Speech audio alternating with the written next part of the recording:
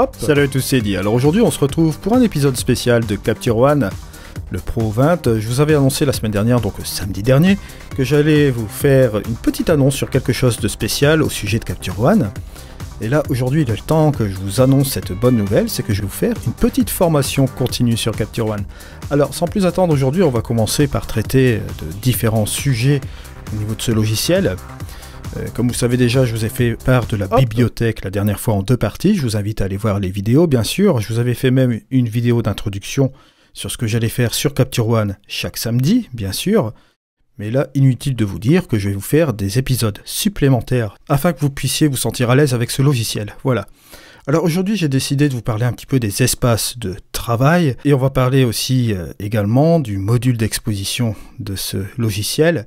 On va parler de la première partie notamment, on va parler de la balance des blancs, de l'exposition, et aussi du High Dynamic Range, d'accord, qui n'a rien à voir avec le HDR bien sûr, où on va compiler les différentes expositions pour faire une image, mais bien entendu il va s'agir de régler toutes ces zones de l'histogramme au niveau des hautes lumières, des ombres, points blancs et points noirs. Voilà. Je vais vous montrer tout de suite la possibilité de moduler un espace de travail dans Capture One. Par ailleurs, vous avez le mode migration qui est très intéressant. Ici, vous avez tous ces différents modes. Bon, le par défaut, c'est celui-ci, bien entendu. Alors, le migration, si vous cliquez dessus, vous allez comprendre pourquoi c'est assez sympa. Là, vous allez retrouver tous vos réglages au niveau de l'exposition et vous allez retrouver les petites vignettes qui sont ici. On peut même, par ailleurs, réduire cette vignette et on va pouvoir avoir plus ou moins, comme on va dire, un environnement comme Lightroom. Parce que vous avez tout ce panel qui est à droite avec toutes les différentes options. Donc ça vous permet un petit peu de vous y retrouver, on va dire, pour quelqu'un qui vient de Lightroom, qui essaye la première fois Capture One, c'est une bonne chose, donc c'est ce mode qu'il faudrait préconiser. Mais moi par définition, ça ne me dérange pas d'avoir le par défaut, je trouve que c'est agréable comme ceci. Et je vous avais dit la dernière fois qu'en appuyant sur la touche G, on pouvait avoir la grille comme ceci pour aller sélectionner la petite photo, et en appuyant encore à nouveau sur G, on avait la petite pellicule qui est là. Alors bien entendu, Capture One, vous avez pas mal de choses aussi. Je vous ai parlé du catalogue comme je vous l'ai dit, mais vous avez aussi un mode session dans lequel je reviendrai prochainement. Mais là aujourd'hui, je voulais parler un petit peu du panel de développement. Et bien sûr, je vous mets un lien affilié en dessous de cette vidéo si vous souhaitez faire un essai sur Capture One Pro 20. Alors je vais commencer tout bonnement par vous faire voir un peu, bon, vous avez ici l'histogramme. Vous avez une section calque qui est ici. On va revenir vraiment en détail avec cette section calque. Vous allez voir qu'on peut faire pas mal de choses avec les calques. On peut même jouer sur la luminance. C'est très très intéressant. Avec les masques de luminosité aussi également. On peut en générer. Alors, au niveau de la balance des blancs, bon là c'est très simple. Vous avez bien évidemment la petite baguette magique qui est ici. Et là vous voyez, si vous cliquez sur cette baguette magique, regardez, hop, ce qui va se passer. Il va vous faire une balance des blancs automatique. Voilà. Ça c'est la première chose à retenir. Maintenant vous avez toujours la possibilité de revenir en arrière et de choisir un petit peu cette petite pipette que vous voyez là. Et vous allez sélectionner par exemple un point plus ou moins neutre, c'est-à-dire 3 valeurs identiques ici, hein, d'accord, avec le RGB, le canal RGB. Bon là voilà, 43, 44, 45, on a à peu près quelque chose de correct. Mais sinon vous avez la version automatique qui fonctionne vraiment très bien. Ou la possibilité aussi, vous avez les différents modes. Sur un fichier RAW bien sûr, hein, sur un JPEG, bien entendu vous n'aurez pas ces modes personnalisés au niveau cliché, ensoleillé, flash, nuageux, ombre, etc. D'accord? Alors vous avez la possibilité de jouer avec la température, comme vous voyez ici, de gauche à droite bien sûr, et vous pouvez jouer aussi avec la nuance. Bon, pour aller vers la droite, vous savez que c'est le magenta, et bien entendu quand vous allez vers la gauche, ce sera la couleur verte bien sûr. Et au niveau des Kelvin, bien entendu, vous savez très bien, vous allez refroidir la température en jouant sur une petite colorimétrie bleue, et là ici vers les jaunes, juste un peu comme ça, au niveau de cette balance des blancs. Si vous la mettez en automatique, bon vous voyez, hop, ça vous donne ce résultat-là. Ensuite, ce que vous avez aussi, vous avez l'exposition. Le module d'exposition, ce fameux module d'exposition, qui va représenter un petit peu le même fonctionnement que la molette de votre appareil photo à l'arrière, vous voyez, pour monter d'un stop ou de stop, etc. Vous avez aussi cette petite baguette magique. Si vous appuyez sur la baguette magique, il va vous faire un ajustement automatique sur l'exposition de votre photo. Vous voyez? Bon, là, si je reviens un peu en arrière, je vais le refaire encore à nouveau, regardez, hop, on a une exposition automatique. Voilà. Ça, c'était le petit truc aussi à savoir. Donc, bien évidemment, après, vous avez le curseur de contraste, la luminosité et la saturation. Contraste, ça va vous permettre de rajouter un petit peu de punch au niveau de votre image, d'accord? Mais vous avez aussi également la luminosité. Luminosité, c'est quoi? La luminosité, ça va permettre d'agir sur les tons moyens. Regardez, soit éclaircir, soit assombrir au niveau des tons moyens, vous voyez? Il suffit de trouver un juste équilibre, juste comme ceci.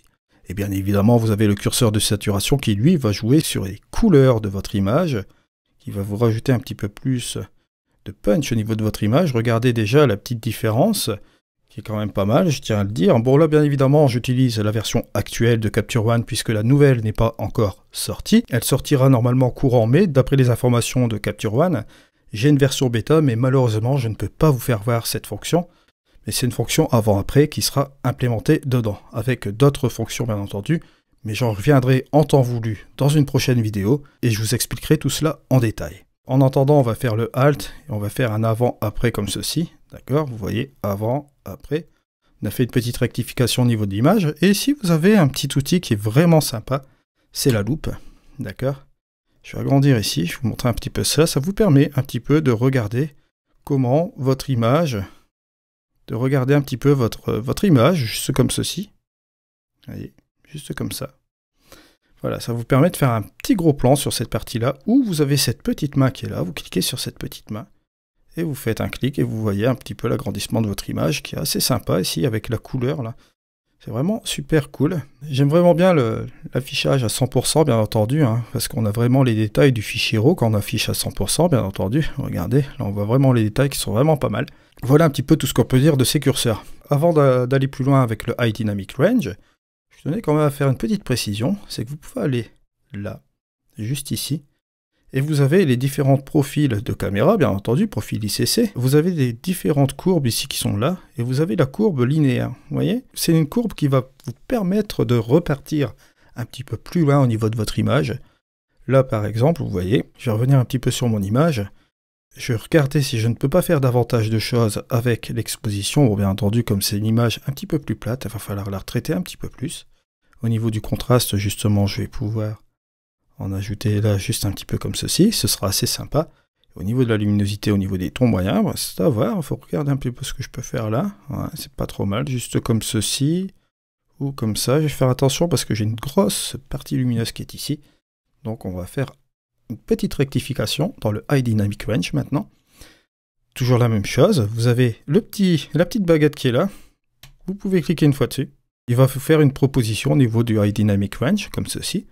Ça ne nous empêche pas d'ajuster manuellement les hautes lumières, par exemple, baisser cette petite partie qui est là, d'accord? Et au niveau du point blanc et du point noir, peut-être revenir un peu en arrière avec le point blanc, regardez par rapport à l'histogramme.